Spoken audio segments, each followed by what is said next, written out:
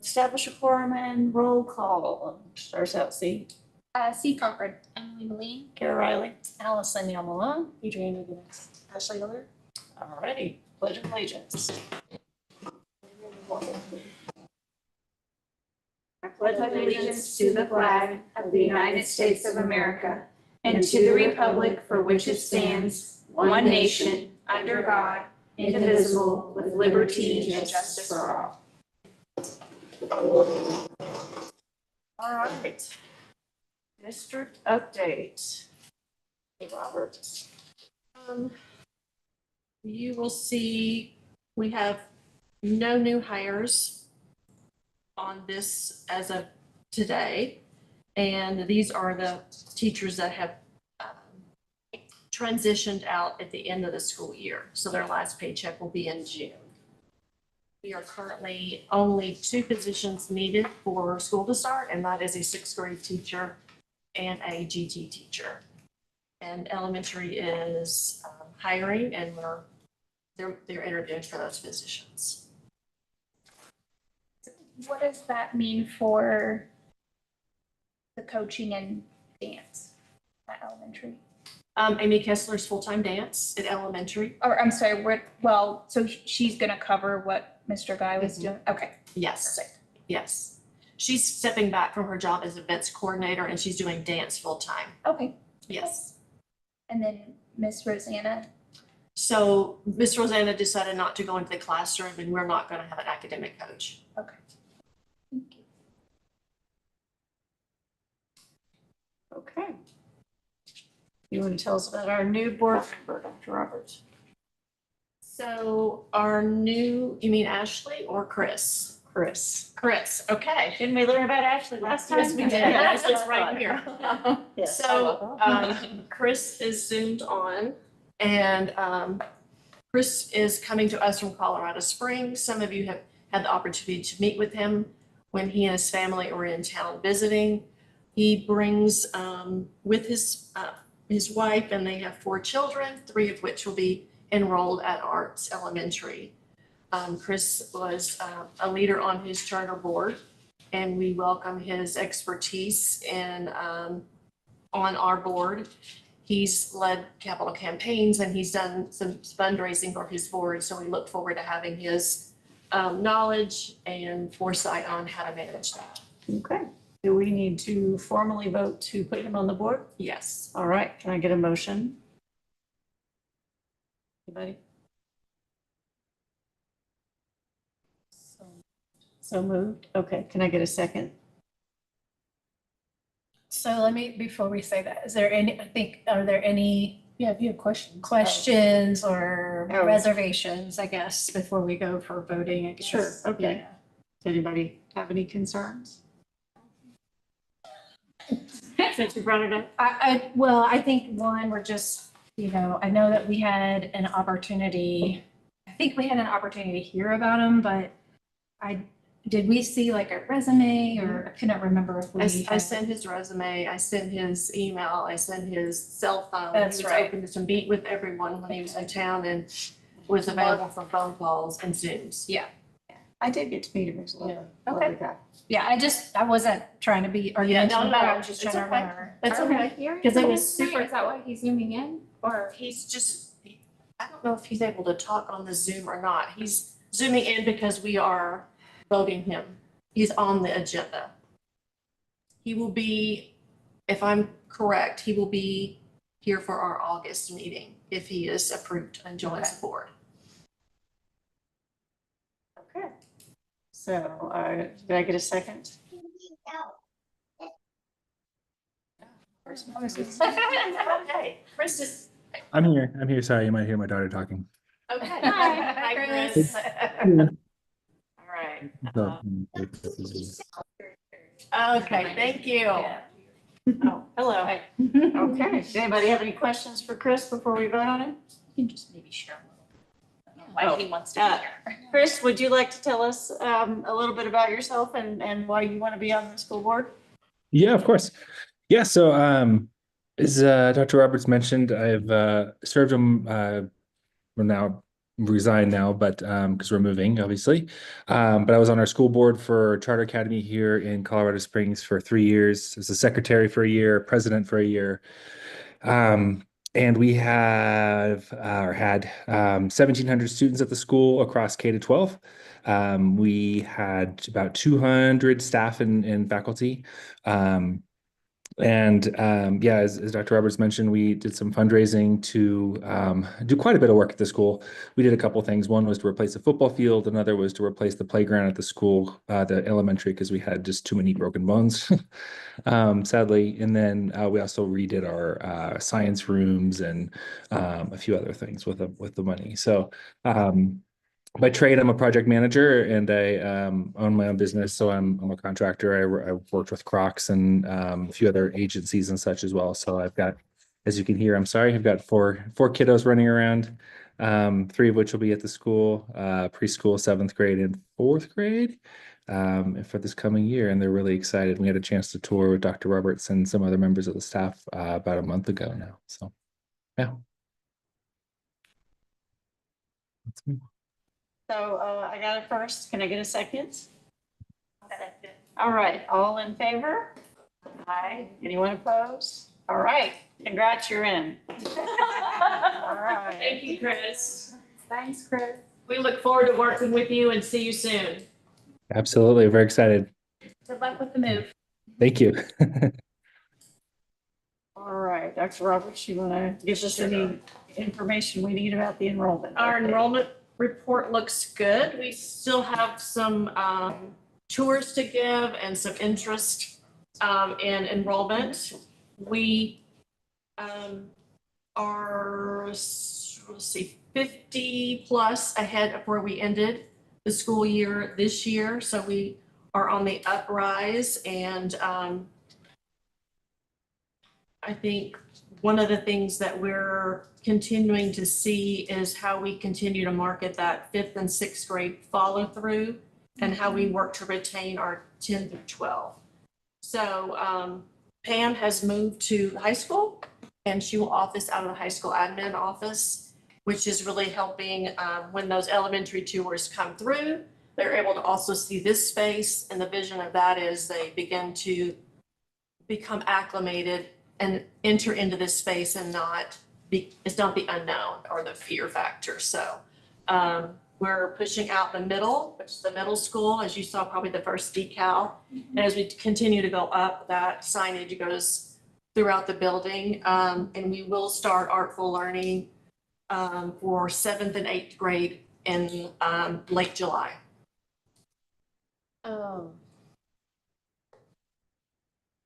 Is there a reason why our kindergarten is so low? Like usually you don't have trouble finding kindergartners, especially when it's an art school.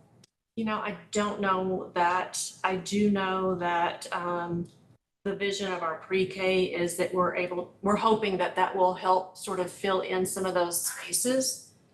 I do know that with the EFA vouchers, there are some parents that are hesitating on sending their early kids. So have we signed up as a Vendor, vendor? yes. So our pre-K kids can use their EFA funds? No, pre-Ks can't. Okay. That's only for K-12. Okay. So they're just using it for their extra classes and tutoring and Yes, extra. any class that we offer, anyone It's a with a charge. yes. Okay. Yeah. I think we need to make sure we're advertising that well. Does everyone understand EFA dollars and also how that's negatively affecting us? We've, Okay. Ms. Price has had several homeschool families reach out, and That's so all our our next, programs. yeah. Great. So she's planning a kind of a homeschool information session, and we're looking at putting a homeschool information page on our website to kind of navigate that. I mean, do we think that 11 spots in kindergarten is a lot? We closed down a grade in kindergarten, so we're not, Okay. that's how we have the space to open up a pre-K class. So is the capacity still 60 or is it 45? It's 45, And we're at 40. and we're, Okay. yeah. So we're gonna. yes. Okay. That makes more sense. I mean, our upper school's getting there. Yes, Well, it's great numbers. I mean, honestly, our 7, 8, 9th grade, those numbers look really good comparatively. And well, I we'll, think our college counseling program is growing that 10, Yes. 11, 12, our AP, as well as they did on their AP test this last year. That will continue to help grow those grades too. We just gotta get Concurrent- it out there. concurrent learning starts at 9th grade. Yeah. So, I we're know really, a lot of families are looking for that. we're really creating pathways for them to graduate with their associates, which is fantastic. Are we, how are we like marketing that? Because I think that's You gotta really, market that. that's not something that a lot of schools say we could do or we will do and make sure happen. We highlighted our one graduate that we had this year. And Jerry has put out some information on that, and she's already met with all of the students in the late spring before they left on getting all their enrollments ready to go. So I do think that's the continued area we push out. Yeah. We've got a connection with A-State, which is really almost stronger than NWAC because of the cost and the accessibility. So we'll continue to market that and push that forward.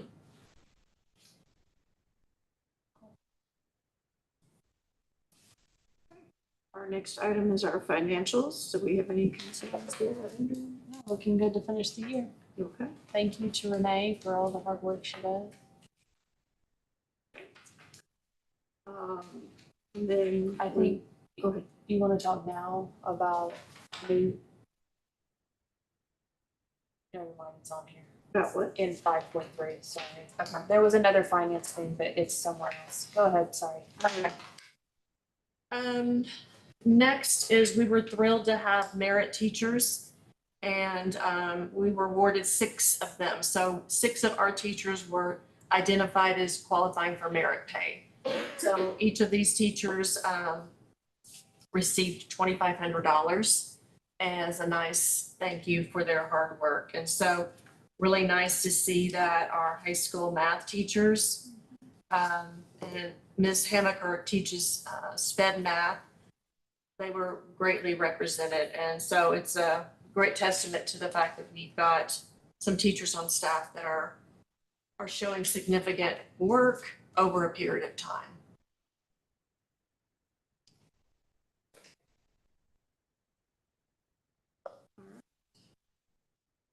Climate survey. And so I sent this and I wanted to show you, this is the presentation that I gave the staff. And if you remember that in May, I sent out a survey to staff, families, and students about just the overall climate. This was a Department of Ed developed survey, and it's something that they are sort of wanting us to do yearly. We're going to do it more frequently than that, but it is a climate survey. And so what I wanted the staff to know was that not only was their time valued, but the administrative team really took time and effort to analyze the staff results. And so we talked about in my, I think I put it here, Michael, you want me to? Oh, thank you. Thank you. So in my first, I talked to the staff about that all surveys are a necessary modality for improvement. And feedback is significant, especially if you look at it and you think about how we can use feedback to better ourselves. So we talked about the solution-oriented success, like what we do with the feedback we get and how do we move forward with it. I wanted staff to understand that feedback will invoke change, it will be frequent, it will be heard, it's growth-oriented, and that it will be shared with solutions. Of the participation that we received 299 from students, which majority of those came from elementary. And the 2nd and 3rd grade comments were lovely. You know, they wanted all day recess and, you know, more playground and better snacks. And the family participation was 106. So roughly 10% of our parent population. There was a 44% staff response, with the majority of that being elementary. Is that kind of in what? line with responses from the first time you sent this out? Like, how is there only 44%? Like, they're just like, nope, I'm not gonna do it? There wasn't much buy-in from the high school staff, which can tell you two things. They either didn't feel like they needed to respond, or didn't have a response, or didn't value the process. So we talked about that. We talked about you have to participate if you want your feedback heard, because if it's just within a small group of your colleagues, that's not the process for actually making change. That's sort of toxic. Well, it's channel. unfortunate that we're all sitting here and you're about to present results to us and they choose not to have any feedback. It is a concern, which is why I said we'll be doing this frequently. So I want to do it every quarter. And then we begin to measure their participation. So how I handled this survey was I looked at all the questions and all the answers, and I kind of developed into top 3 areas that I felt like their questions were at and their comments laid within. And those areas were transparency, operations, and consistency. Like, those were the resounding things that came most out of the feedback. So we'll go through these, and they're long, so I'll kind of go through them quickly, but stop me if you have any questions, okay? Because some of you, if you hadn't had time, it might seem like a lot, but overall, and remember the percentage rate, so it's only 44%. So the climate of the school, I felt that was a pretty strong 23.6 of the average. I think that's kind of a here nor there. So I think on the what would we call the left-hand side, or you're right, is a pretty fair response. This is about safety, and Jamie put these together, and so kudos for her to kind of group them together so you could see the triangulation of that. So safety, I'd be concerned, staff say no. Families feel like we're confidently protecting their kids. Kids feel like they're safe. That was really very nice to see, and almost really comforting to know that we're moving in the right direction. I'm just curious on the negatives. Did you get any actual productive comments that gave you any action items? No. No. Okay. And again, remember that there are 2nd and 3rd graders responding on this. So what we're thinking through next time is, how do we desegregate that data to really pocket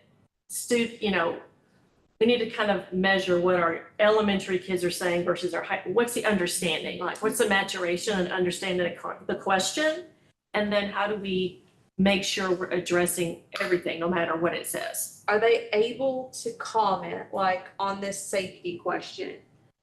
I feel very safe at school because XYZ, or I feel very unsafe because this thing happened. Are they able to comment and tell you, like, is the next question, why did you answer the way you did? There was a section at the end where they could have open comments. And so they were able to, and I don't know exactly what these 4 kids were or the 8 that said very unsafe. And some of that, again, goes to the concept of, are we teaching kids the right vocabulary to use about safety? If they're feeling unsafe, what are the parameters of that feeling unsafe is? I understand this is a state document. Is there an opportunity for our youngest learners to maybe come up with a tool that's more age appropriate, with this, the same way that they're, I know the counselors and other folks are maybe gauging understanding and language that they're more familiar with? And maybe kind of to what you were saying before, here's what they're saying. We're using the same themes that the state is asking us to measure. We're just doing it in a way that a 2nd grader might be more comfortable answering, and more reliable for us to have actionable feedback. Right. Well, and that's true. We want to be able to address all of these and not miss anything. So what I will say is, we've taken all of these things, and that will be kind of an action item with the next phase of middle school run into the BIS training. Okay. and how that will begin changing the conversations and how retraining kids on identifying safety in the sense of, is it yourself? Is it your friends? Is it the environment? Is it a playground you don't feel safe? What is this? What is safe? So I do think that will go in, but we can edit it a little bit. And I think that's important that we are looking at how we clear up the nebulous. If there's any way to ask feedback directly after, like explain your answer or somehow like not leave the feedback all the way to the end, because I mean, it's very clear that it would be valuable to know what those 8 kids are thinking.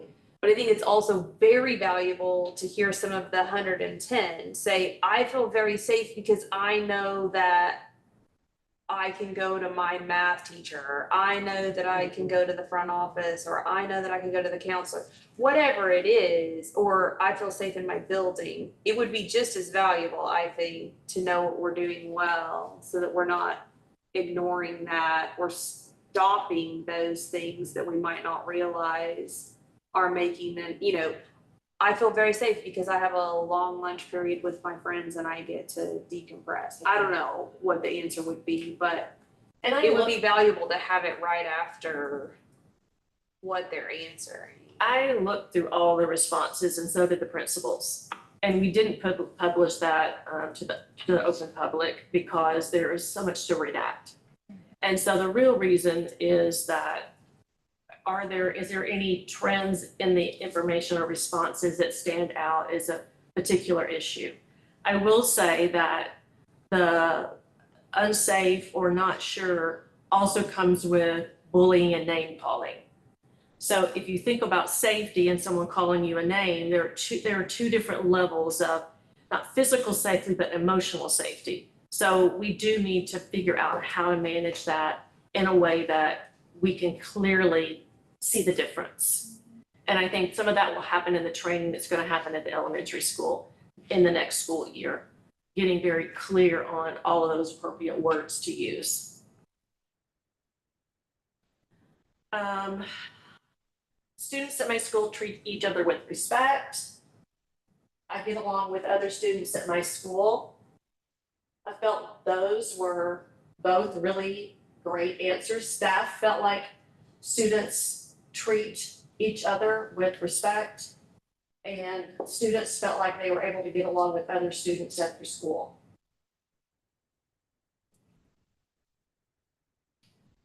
The success of the whole school as well as individuals from staff. The success of the whole school as well as individuals within the school is appropriate knowledge.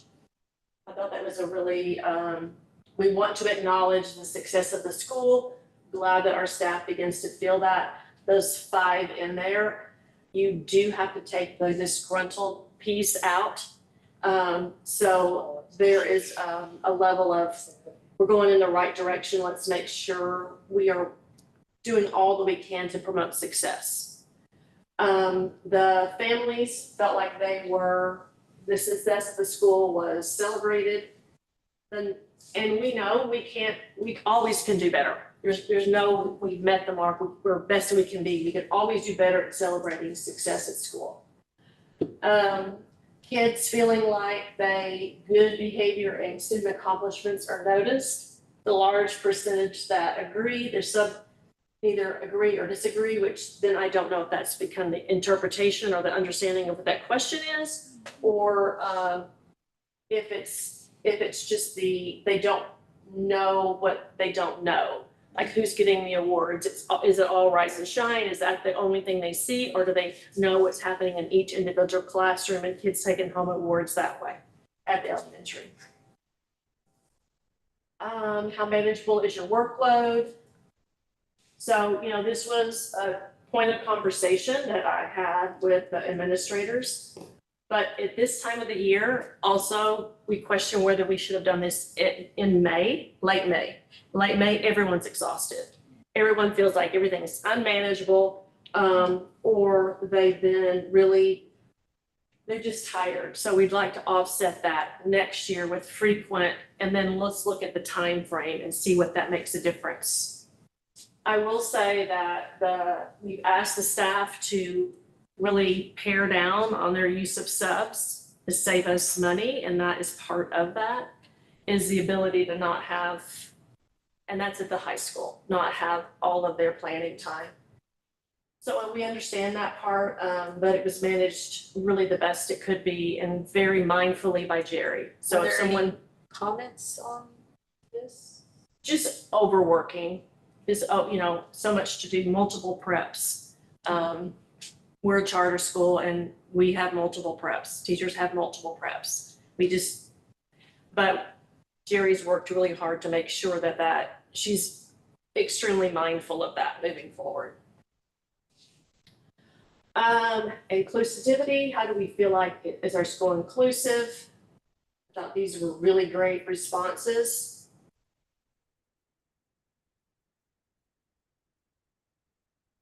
I feel like I'm an important part of my school. All things considered, only 6 felt like they were not.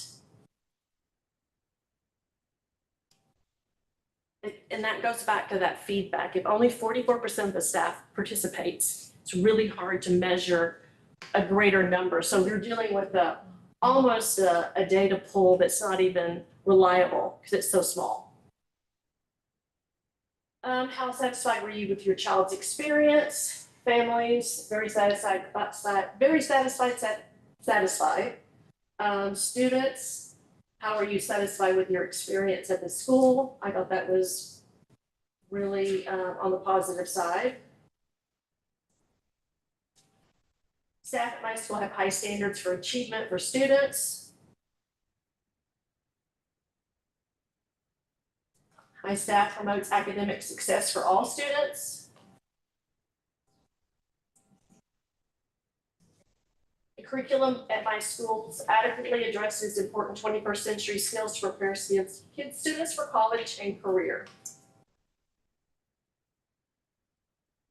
I think that one could be an education piece. Yeah, and this is going back to reiterate. Do how we're they doing understand what we're doing? that. Yeah. How are we pushing out those honors pathways, those advanced pathways? How are we doing those internships in a way that's the career track, college track? How are we encouraging to go into concurrent credit? How are we doing all those things to get them prepared? Do you feel the academic programs at the school are challenging and engaging? And the students, do you feel like your school provides a challenging academic environment?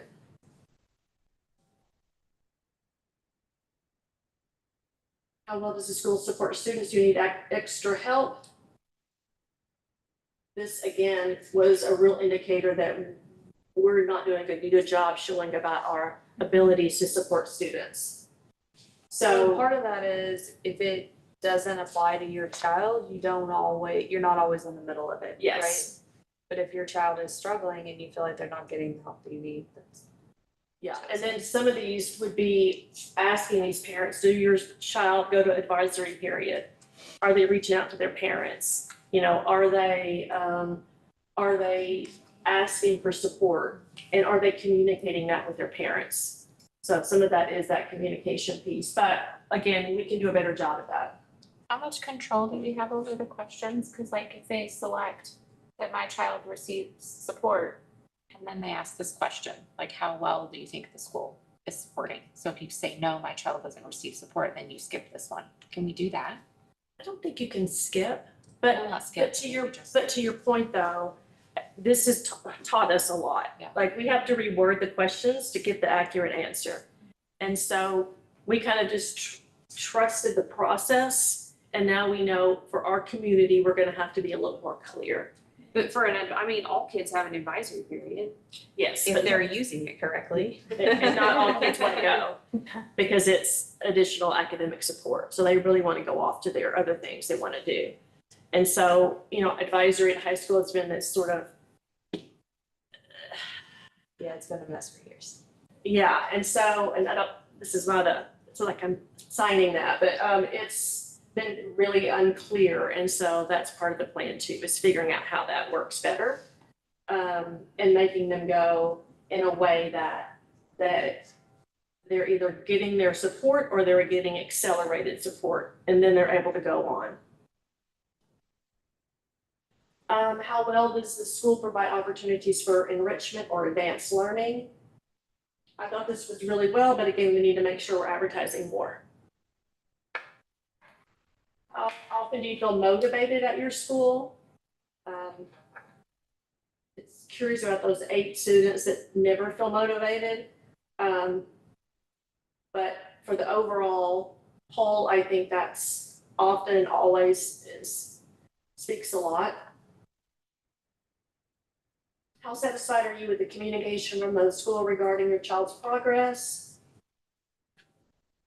I dove into that with the administrators. And so with our Rooms app, for example, we can see how many times the parents actually open the app, and we can see which ones don't. So of that app, we can see the parents that are complaining they never hear anything, and we can look on a trend sheet and see they've never opened that particular app. We can also see who never opens their school email, and that's another history we can pull out. So then I'm saying, okay, if they don't open their school email, they're not using the app program, the Rooms app, what else are we gonna do? Are they taking their Tuesday folders home, this is elementary? Are they going through that process? Are teachers calling those parents? But that's a lot in the middle of a school year to begin constantly analyzing. But what that says is we've got to think through lots of different ways that we're communicating. Do teachers have access to that information? So that would be very difficult for a principal to say, out of my 500 kids, these are the families I need to reach out to because they have not opened the app or opened their email. But teachers But know it's- who they've talked to. But it's like very valuable information because it signifies a problem. Is there a language barrier? Do you need something presented to you differently? But if they are appearing on both of those lists, several weeks into the school, but principals don't have time to sit and make those phone calls. Yeah. Can the teachers They don't, check that? I mean, I guess they could ask if they get sort of a no response after a certain period of time. The principals keep that, and the only way they use it really during the school year is if they're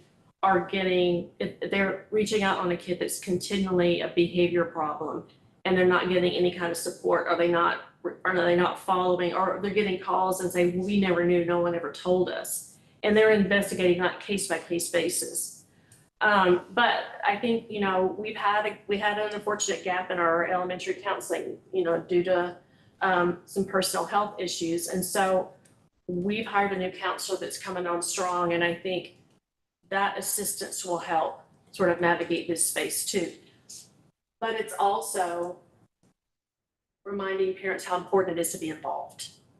With the Rooms app, is there a way to now go back in and switch, like have a preferred campus? Because you used to be able to choose between elementary, district, and high school, and now district is the default.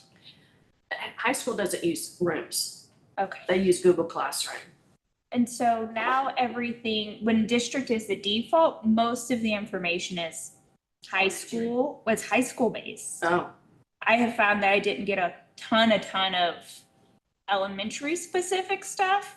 Like the 6th grade team did a great job because they did a newsletter, so I don't feel like I missed anything. But I'm wondering if other folks, if it's defaulted to district automatically, because I've tried and I can't find the EMS only. And that might be where some of that disconnect you have is. to check into that. Yeah. And it might have just been an update that reset something, and technology is great until it's not. Yeah, I'm glad, thank you for saying that. I wasn't aware. How satisfied are you with communication for school about events and activities?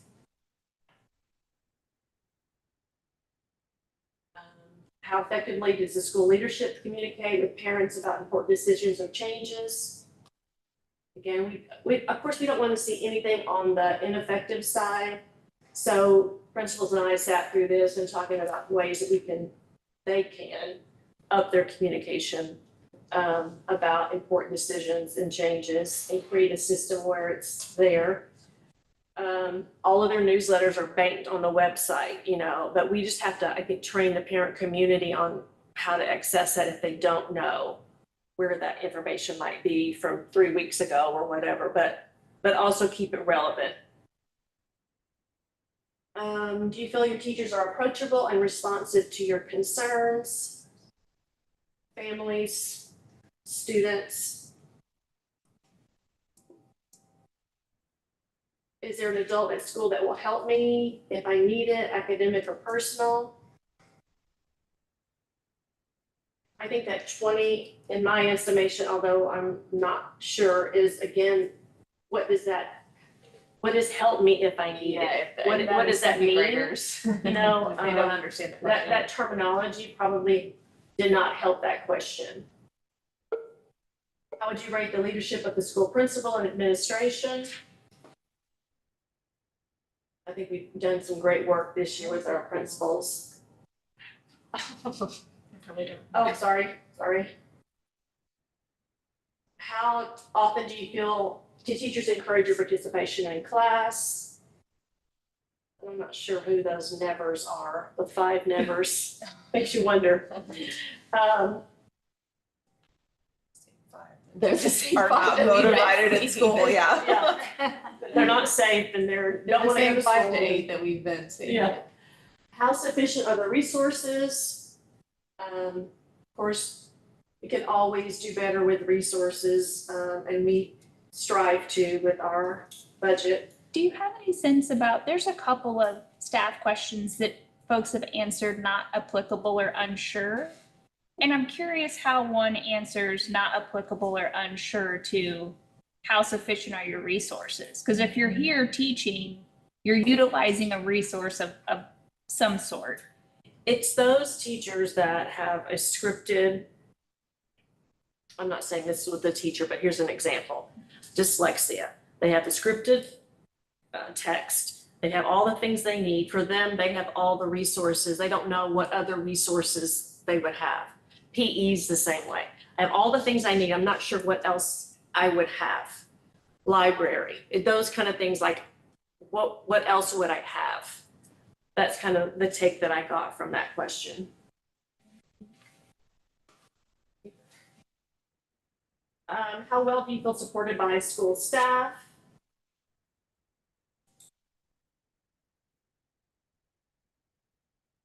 How often do you collaborate with other teachers in planning and executing lessons? That too was a little concerning because they all should be on the other end with our PLCs Well, then if you that are mandated. come to the meetings. Yeah, all the Right?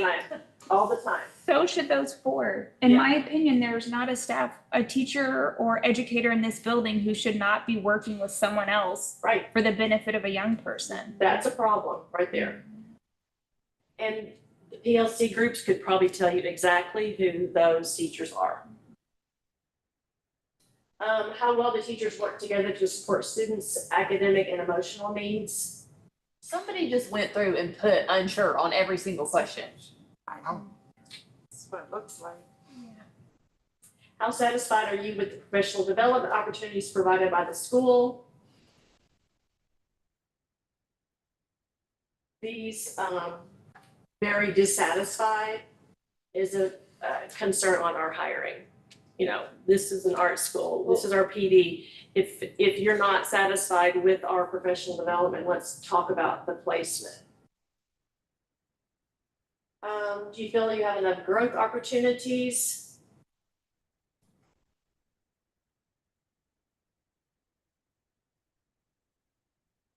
How would you rate the level of support you receive from school leadership? Again, this goal for the fall is to have a lot more participation. I mean, in comments, if you don't feel like you have growth opportunities, then let's talk about that, because you have lots of growth opportunities.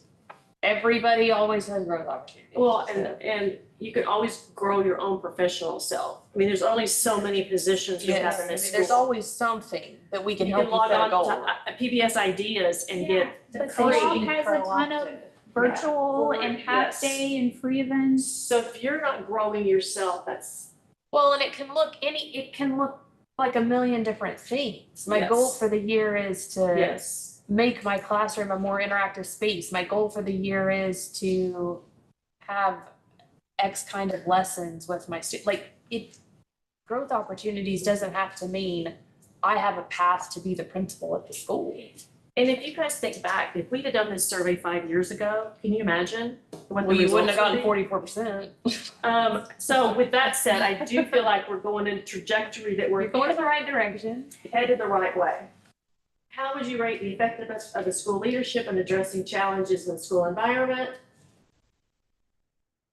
How will the school leadership encourage a positive and supportive work environment? Thought that was great. Yeah. How transparent is the school leadership in decision making? And I didn't like this opaque because I never like to operate in that space, which is why I chose transparency as one of the things I wanted to focus on. How satisfied are you with the school's approach to student discipline and behavior management? Again, behavior became an issue right here. We began to call it out. So we've got some dissatisfied on behavior management. Over here, how effectively does the school manage behavior? And I didn't like those results either. And so that was why I put discipline or, discipline on the list. Maybe I could call that something else. Clear and specific rules and procedures in place. Families felt like there were some that didn't know what the rules were, which I didn't really like. Some students either agree or disagree, which tells me they don't know. So again, I looked at this, us not being clear enough on how we're managing discipline. And are we enforcing, addressing misbehavior? Again, I didn't like these principles. We sat down and said, we're creating we've got to strategize on a plan because we should not be in the sometimes of rules enforced fairly. We should never be anything other than it's consistent. Students at my school demonstrate behavior that allow teachers to teach and students to learn.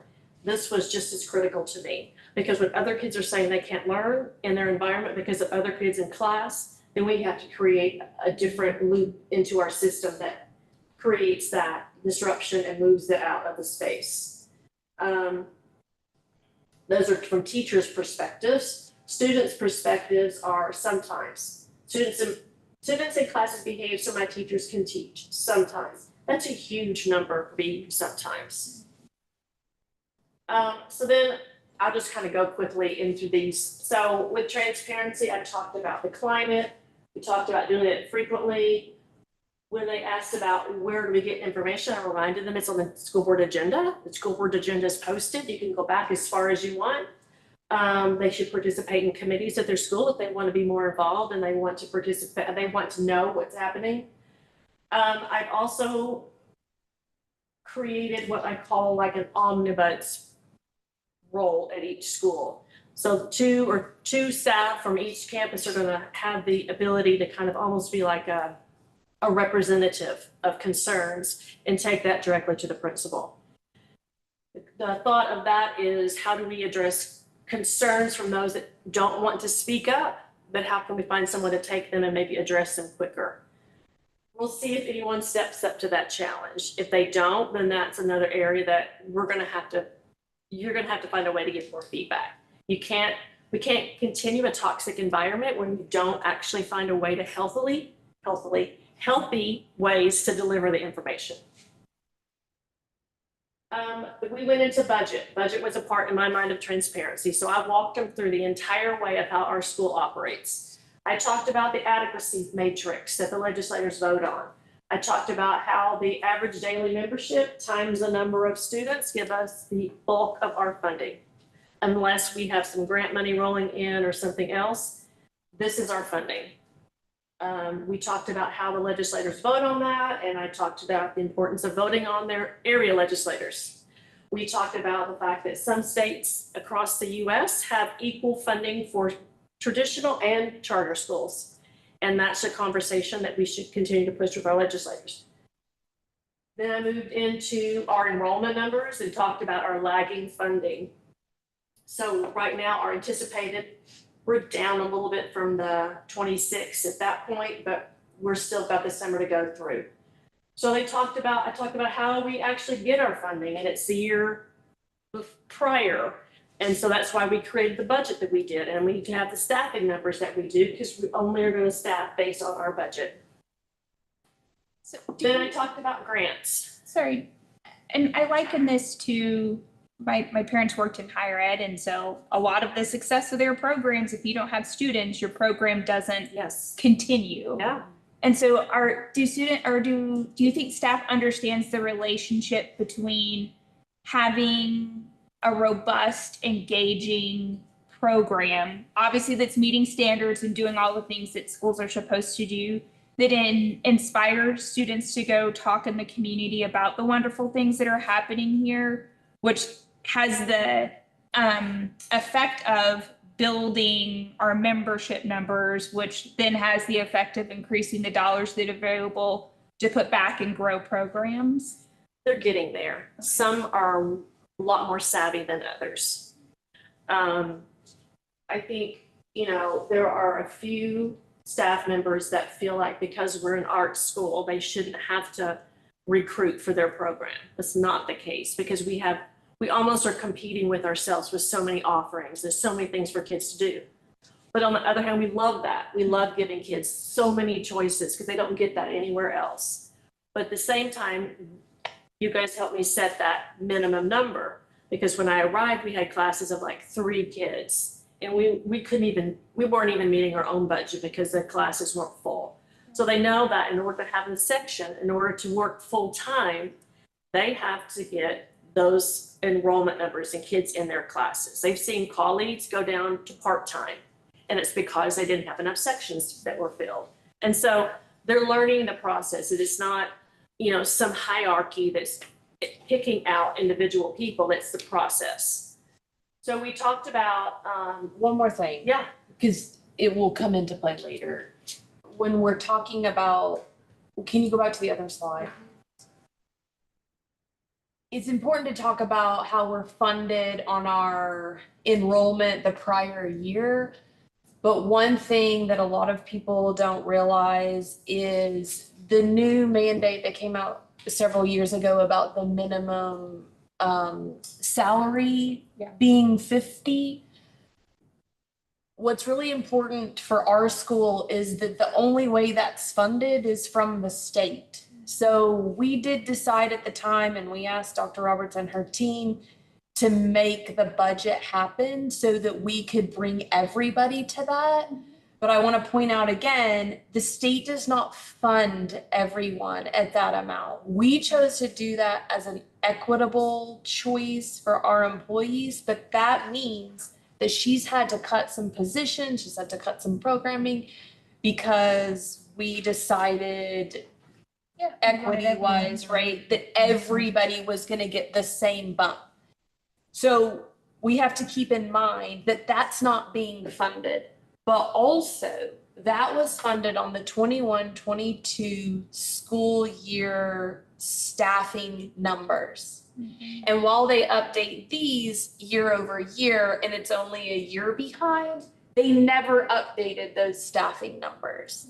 So as we continue to grow and as we continue to, add faculty and staff, and we bring them in at the minimum that we set for everybody at the 50, the state is not funding that for us.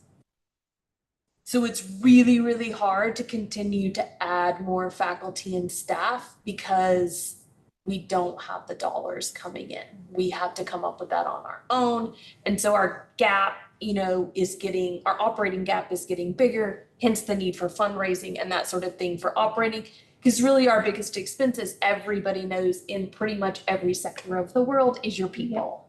But certainly in a charter school. And so the gap grows every year because we're funded off numbers that are really old. And we have no expectation that they're going to change that anytime soon, right? I haven't heard.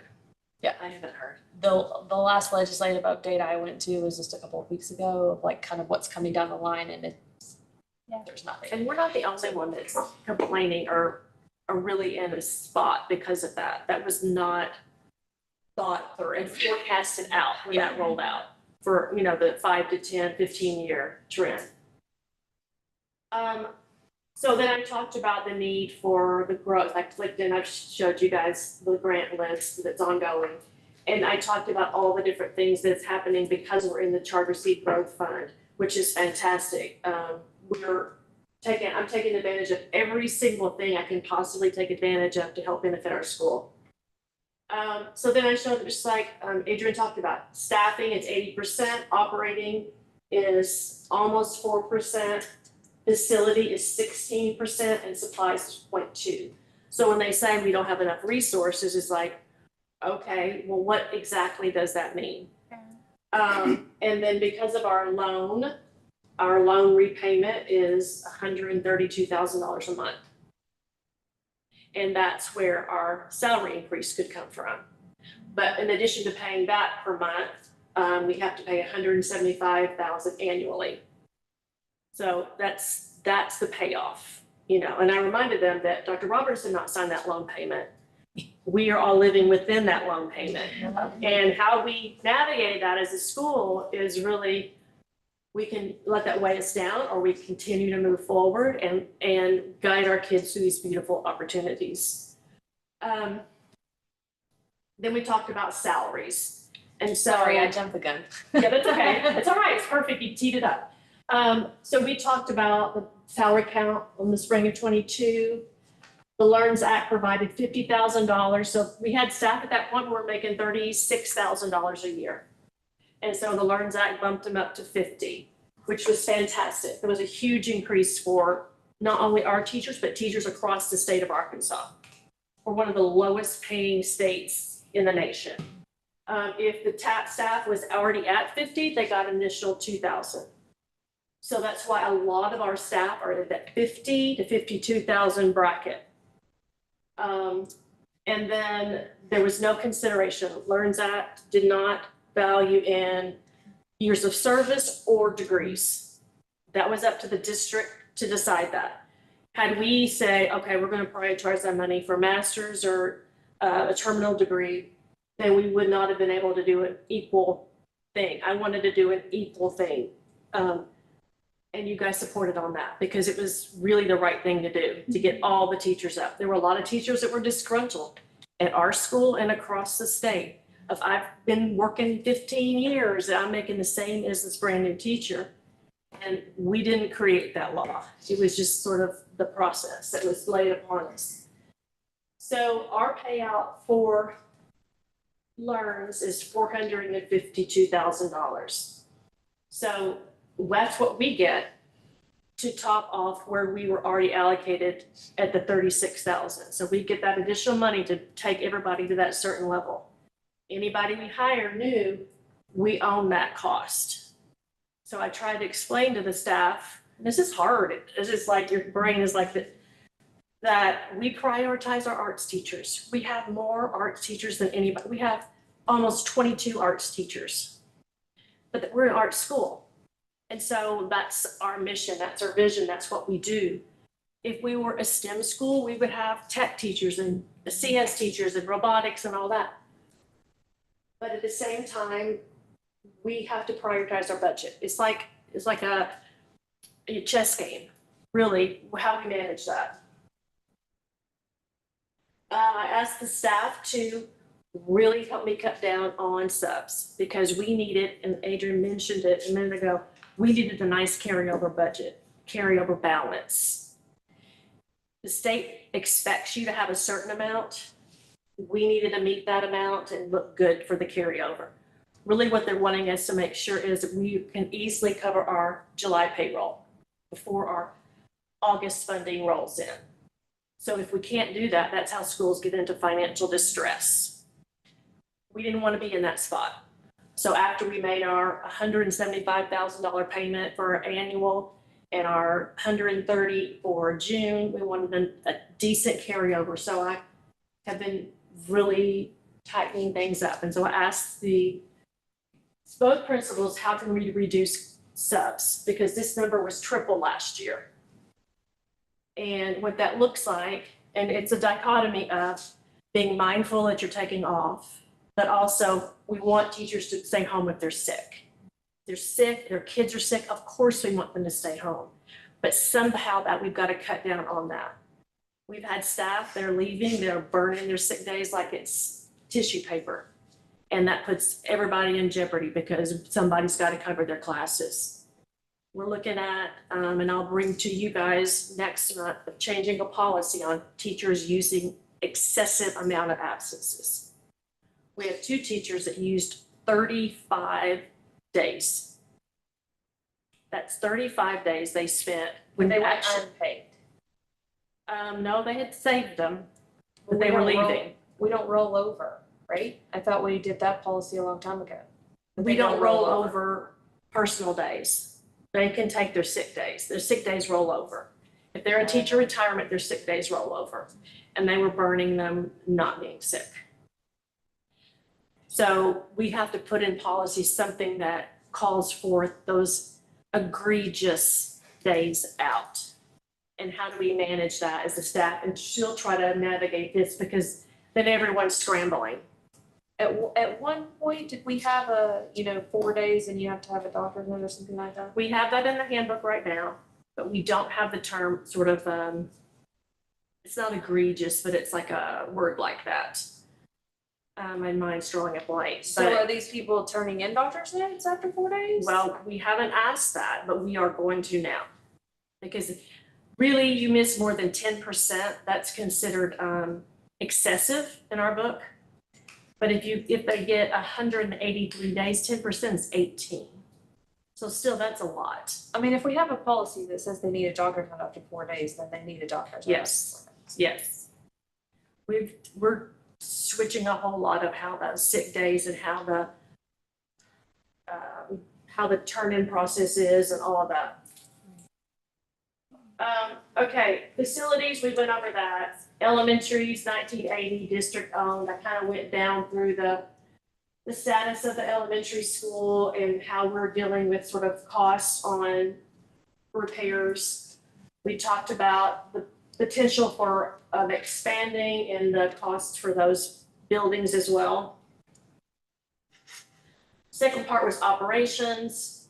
We talked about discipline, and this is a new thing that was passed by the legislators, Act 565, which is huge. Basically, it means if a kid is violent at their classroom teacher, they cannot return to that teacher's classroom until there is a action taken. This is really important for us because that, we haven't navigated that system very well, but this is brand new. So if the teacher is being physically harmed, emotionally harmed, cursed at, all that kind of stuff is abusive behavior, that student will be removed from that classroom. And then the whole act, I don't think I put it all in there. No.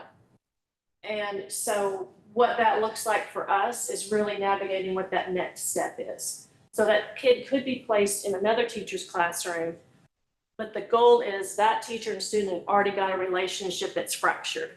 So there's no returning that an hour later, 2 hours later, 4 hours later that's going to repair that situation. It has to be for the day until we can have an agreement with parents and that kid that there is a change in behavior.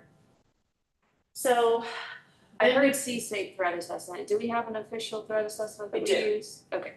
we use a mobile threat assessor that will come into the school, or parents can take their student to, Do we have a form or something? Well, Like and a precursor to? I think there's two. So there's one for if there's self-harm, but a threat right, I'm going to do something else or this kind of thing. Typically, I'm not sure that they would have to go necessarily be assessed, but there would be a group that's established in the school who says, yes, we think, you're really going to hurt someone, or no, you were just mad and this is a bad day, like whatever. You kind of go through looks like a those. flow chart. yeah, you'll and there's see a that in a form. minute. So we Okay. do have a student study team, kids are placed on that, but this is the extreme. The extreme. We talked about our own policies we have right now. We talked about, and the board, you guys supported the no tolerance for drugs, no tolerance for weapons. And then we talked about needing a more comprehensive K-12 process, which is what both principals are working on this summer and will continue working on when they come back in July. And we do not want practices that are time-consuming, ineffective, exclusive, and not equitable. So those practices are the call-outs when a behavior is happening in the classroom. Practice is not what's currently happening is time to time. So we're evaluating from step 1 all the way to step 3, what is the protocol and how effectively does that work? And we'll look at that in August. Yeah. I also talked to them about the levelization of tiered behavior. And so what we're working on right now is that tier 1 is that classroom behavior and how teachers manage that within the classroom. Elementary is going to BIS training, but we're also going to be doing trauma-informed care through our HOPE pilot. And we're also looking at trauma-informed care through a trauma model that we're working on through the Charter Alliance.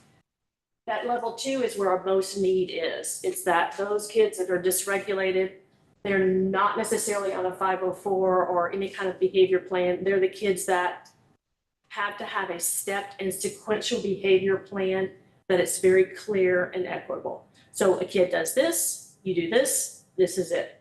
Second time, this, third time, you're out. And we gotta follow through. And follow through. There are a lot of kids that should have been suspended that worked.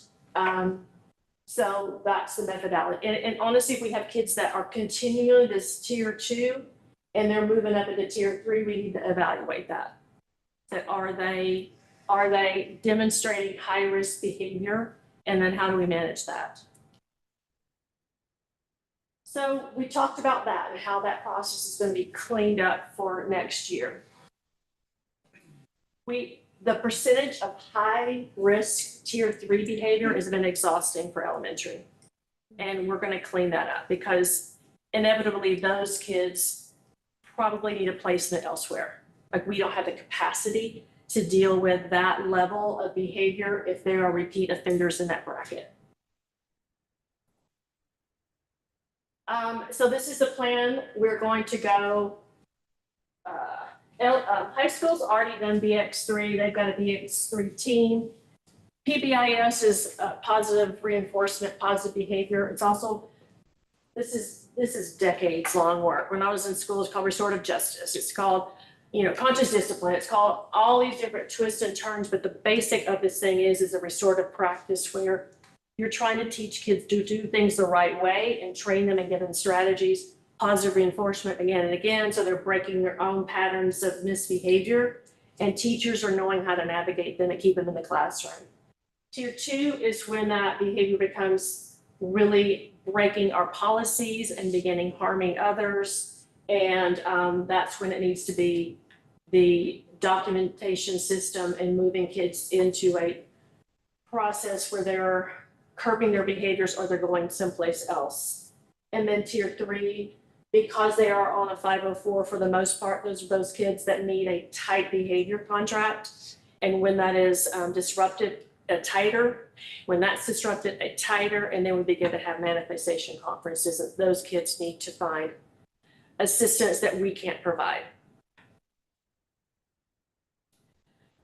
We talked about how we're going to manage tier 1, how we're going to handle tier 2, how we're going to handle tier 3.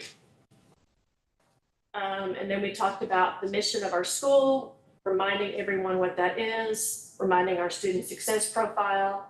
We talked about our pillars, we believe, kind of rounding it off, and then consistency. We've got more consistently than we've had in the past. That's all of that. So that's all of that. That's a summarization of the climate survey and then how that was dealt with the staff. How was the feedback from them after you talked to them? They were, it was a long training, so I gave you the very short version. We expanded on it. They were very glad. They felt like they were heard. That was the big intent I wanted to get out. I had a lot of slide conversations and a lot of teachers wanting to be involved in the process. And so, and then my for sure follow through is keeping up that method of feedback. And if I don't get more response than that, then I've got to figure out a different way.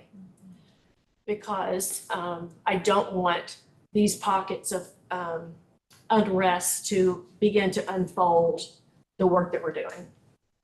Do you think listening sessions with you and maybe without the principals and staff would be well received as a maybe interim between your intervals of the surveys? It's possible. I mean, I always tell them that they can always call me. I'll come over. I'll do whatever. But I think I can definitely do that. I can definitely remind them. And I do feel like I have some that come to me quite frequently.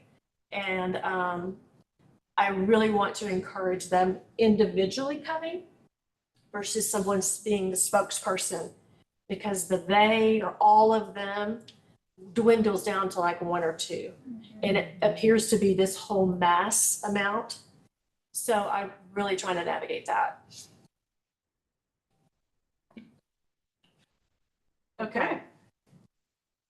All that you wanted to know and more. So since there's no public, I guess we'll skip number 4. Number 5, we need to approve last month's minutes. Does anyone have any concerns or questions? Can I get a motion to approve? So moved. Second? Second. All right, all in favor? Aye. All right, no opposed. The next thing is the GEPA statement. I don't really know what the point of this was. You So wanna tell that us? was just saying and assuring that we're going to do all the things that the state requires us to do, and that I need president's signature on that, and it needs to be in our board minutes. Okay, We're gonna follow the law. we're gonna follow the law. I signed it. Okay. We have to vote on it. Okay, so I'll take a motion to approve that. Second. I need a first. Oh, I thought she said, sorry, what did you say, Sue? You have a Oh, question? I was just, I didn't see there was a handwritten piece. I was just reading that really quickly. Yeah. Yeah, I'm happy to. All right, Motion to approve. okay, and a second. So all in favor? Aye. Anyone opposed? Okay. The next one, we want to change the days? Yes, I'm bringing you this to see if we can move from the second Thursday to the third. That works with our budget. Tuesday? Yes. Is it the second, did I say Thursday? We do. Okay. That's okay. I'm all confused now. You wrote Tuesday. I know, so I don't it's know, good. it's a T word. The second to the third Tuesday of the month, so our financials will be complete and able to be submitted. Do you have any thoughts? She does send them on time, by the way. I think she just feels like she could use a few more days. Yeah. Anybody fine. against? No? All right, can I get a motion to approve? So moved. Second? Second. All in favor? Aye. Okay. All right, new business. So I really, I will go over this with you, but if you haven't had time to read the school improvement plan, what this is basically each principal with their staff had to identify what their strategies of success or what their priorities of improvement were or are going to be for the upcoming school year. And I changed the format to allow a little bit more of ease and a lot more clarity on what they're going to be doing and then a timeline. So I restructured it a little bit from what has been in the past, and they have gone through and listed out what they're going to be working on. A lot of what elementary is going to be working on is their academic challenges and their behavior, meeting their behavior expectations. We want elementary to improve their Atlas scores, and this is how they're going to do it. We also want elementary to also deepen and strengthen their school culture, which high school is going to do the same, and they're going to continue on their artful learning model. The high school is going to, they listed out their areas of strength, which I thought were accurate and right on. They've done a lot of really positive things. Their area of improvement is they're going to be the implementation of arts integration for the really training foundational PD starting this fall. And that's going to be terrific for the campus itself. And they also are going to work on their intervention strategies, which is the advisory, which was part of the survey. They want to increase their parent involvement. They're going to be working on how to incorporate a K-12 mindset, making that bridge more frequent. And they've listed out ways that they're going to do that. And so this is something that was required by the state, and this is the sort of formal version of it. And we've gone over it. Ellen has listed out the SPED requirements and what her goals are going to be.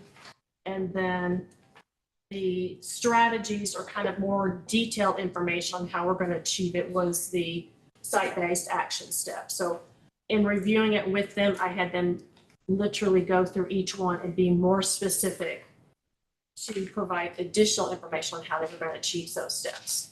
I really liked reading that, especially from an HR perspective. I like the seeing it format how- of this. Yeah, that like how easy it is to understand like what the expectations are and when that expectation is to be expected. So then I'm curious when they're talking through this, what their accountability to, okay, we said we are going to commit this training by September 1st, or we're committing to this on a quarterly basis. Like, how are they going back for accountability? Because this is so good. And as we know, follow through is always, accountability tends to be the more challenging So part of the it. principals are fully aware that this is their evaluation piece. So this is how they lead their buildings, and this is what they're leading their campus to do.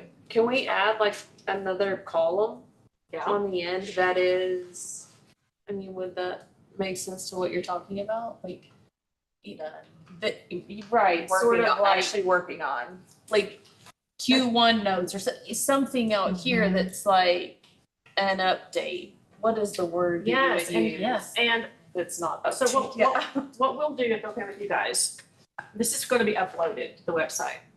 And then what we can do is create a working model that we can come back in and revisit at some of those checkpoints and manage their progress. And when they hit that ongoing, like what dates did that happen at? Yeah, like a Yeah. Q1 note and a Yeah. Q2 note and a Q, like And- kind of making it through the year. Yeah, and is this something where they don't have to like go into super detail, but like that they could update the board too as Yeah. a way to also be accountable from that perspective? Like, here's what we accomplished, here's what's going really well, here's the barriers.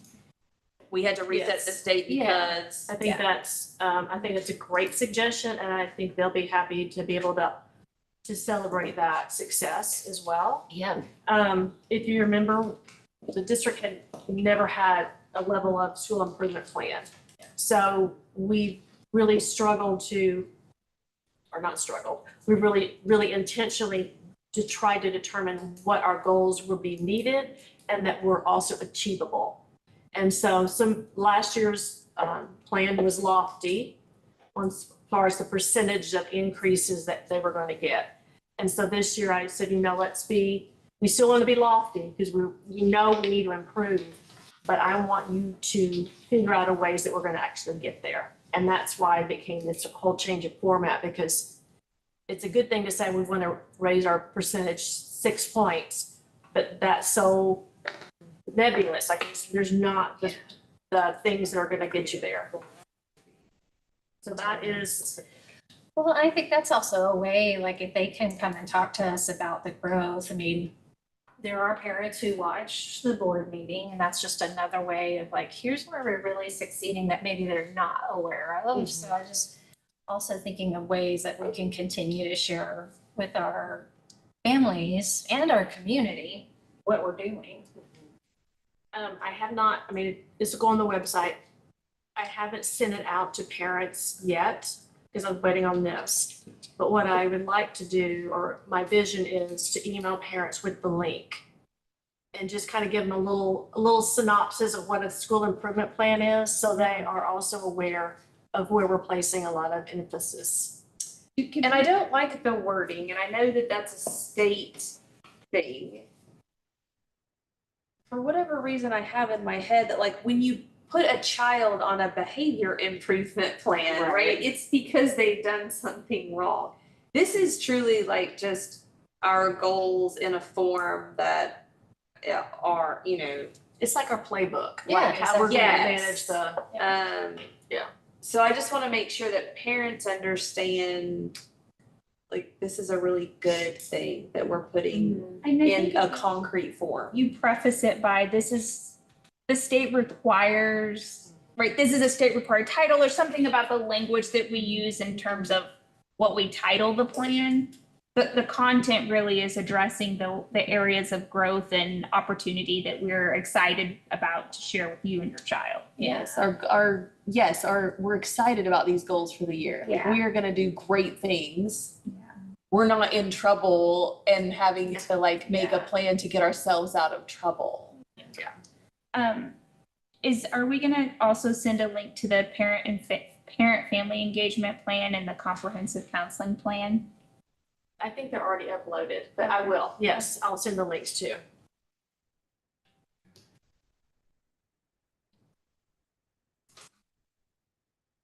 After that, the only other thing is, and I will bring out, I wanted to kind of give you a thought process on it, and we'll bring more specific wording to the board at our next meeting, but we have the need to enforce collection on some child nutrition debt.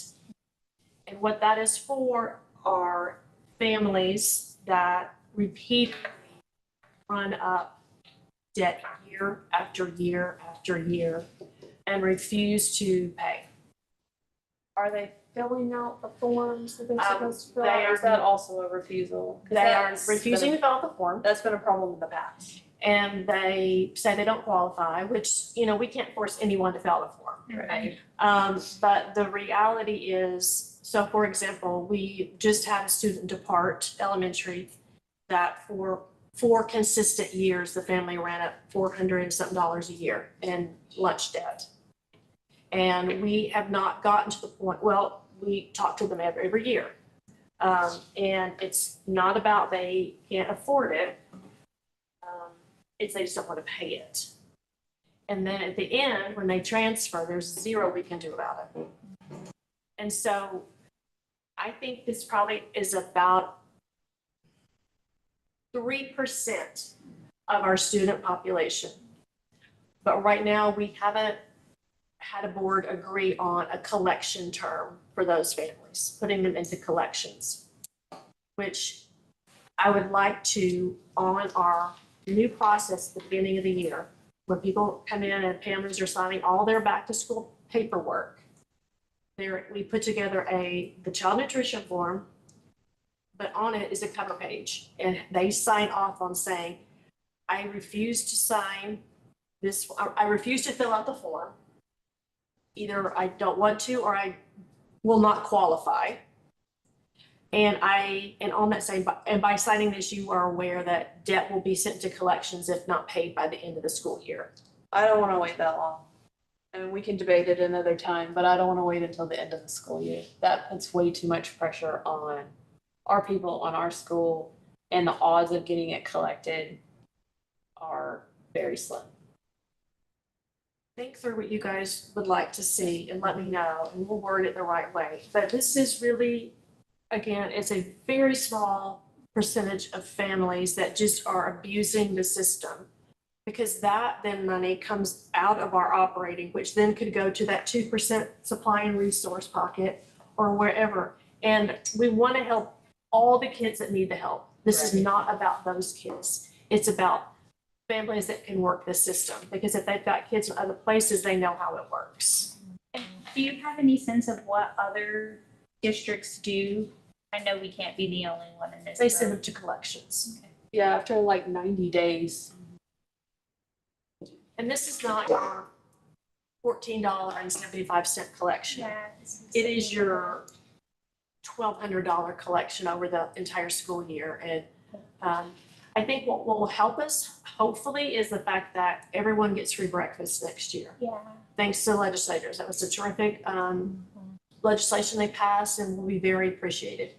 So that free breakfast, and we're gonna make it very easy to get, and we're gonna be able to grab late breakfast, take it to your classroom, grab and go.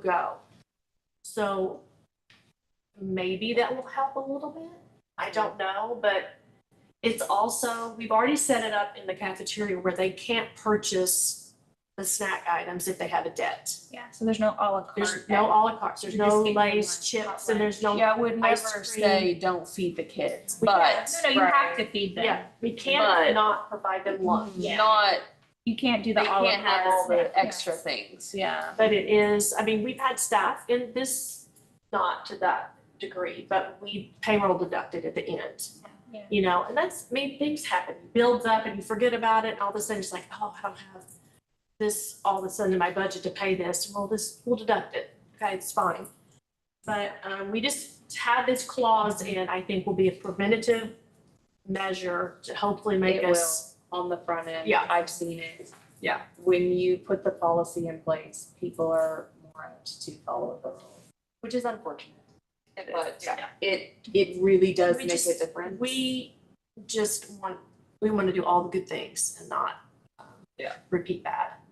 So if you have thoughts, let me know, but next time I'll come up with some language and put that on the agenda.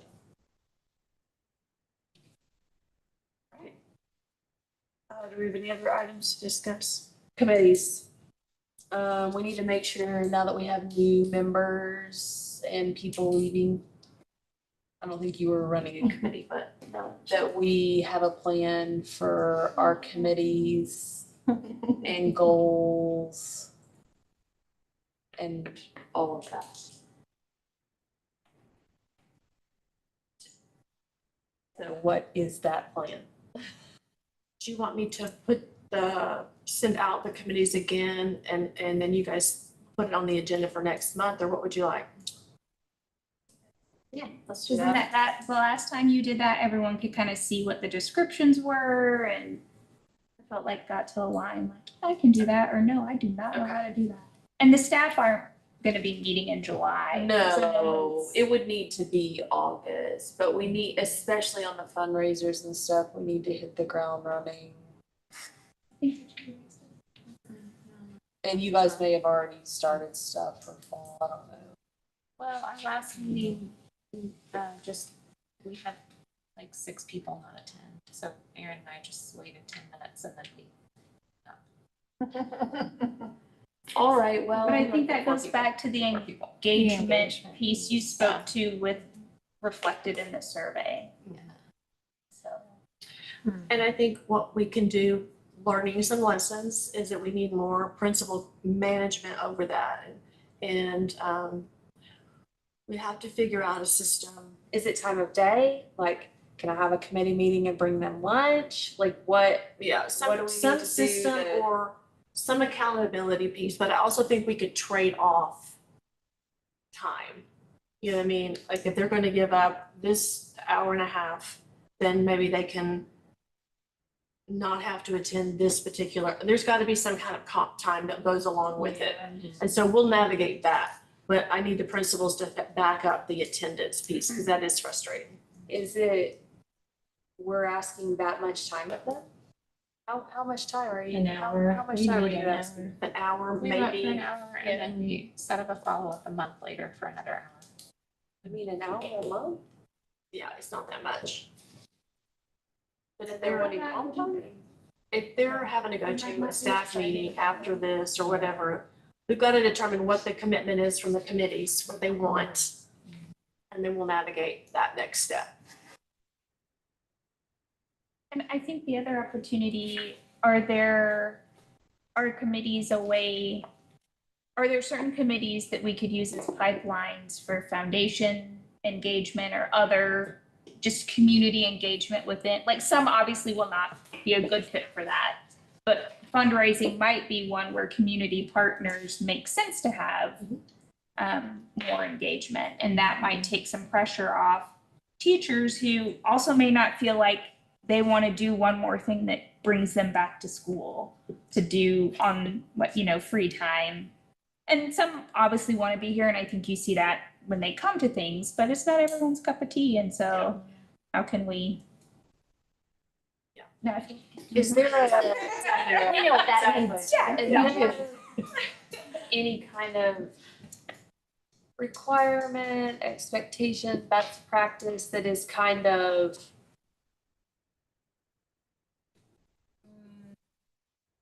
I don't know how to, you'll either be on one of these committees, or you'll run a club, or you'll do this after school activity, or like, is there some sort of expectation of this other element?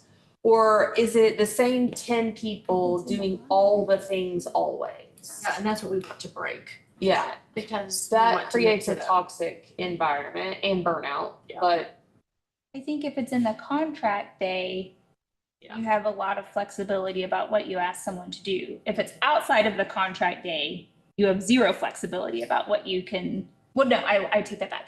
You have lots of flexibility about what you can ask them to do. You have far less about what becomes highly encouraged, or, you know what I mean? I mean, other schools say we have 16 events a year, and I expect you to be at 3 of them. Don't care what 3 it is, but I expect you to be at 3 of them. That would be outside of their contract day. But there's still an expectation that you participate in community and understand that that isn't always 8 to 3. And it can't always be the same 10 people showing up. Let me talk with principals on this and see how they've got to figure out a system, because we got to have staff involved. And so let me navigate this I with them. mean, I think it's also, I think we need to talk about, there's 1, 2, 3, 4, 5, 6, 7 of us, is that total, right? So 1 or 2 of us need to be at whatever event, whatever it is that you say, right? Like, I think that there's an expectation that we need to be doing better about our time and presence as well, just like we're asking them to do. I just don't know exactly what that looks like yet, but I think that's kind of part of like getting these committees in more engaged and off the ground. I And think, staff would really like that. They'll like, the more involved they see the board, the more they feel supported. That is a very support mechanism for them. because we definitely, I mean, our place is not in the weeds. Our place is in policy, but it's also in growing and supporting the school. And so I think there's a lot of work to be done, and we haven't been able to do the work because we haven't set the directional foundation yet. I think the committees are a really great way to do that if we can get them off the ground, but I think the expectation that the 7 of us are gonna be here for an hour once a month and that's all the work we're gonna do is the same as the teachers are gonna be here 8 to 3 and that's all the work they're gonna do. We know that's not the job. Now, to say that you have to be at every event all the time is not realistic, but there's more work to be done. And I think we just have to find a way to like manage that in a better than we have been, kind of across the board. Okay, so committees next time. Yep. Is That was what you next said? time. We have to go to executive session about Dr. Roberts, about personnel. Okay. Yeah, we'll be back. Okay. All right. Susan and I will be right here. I think the doors are open, but if not.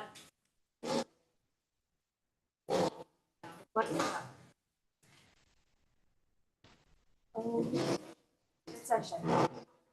You learn about it? Yeah. Okay. So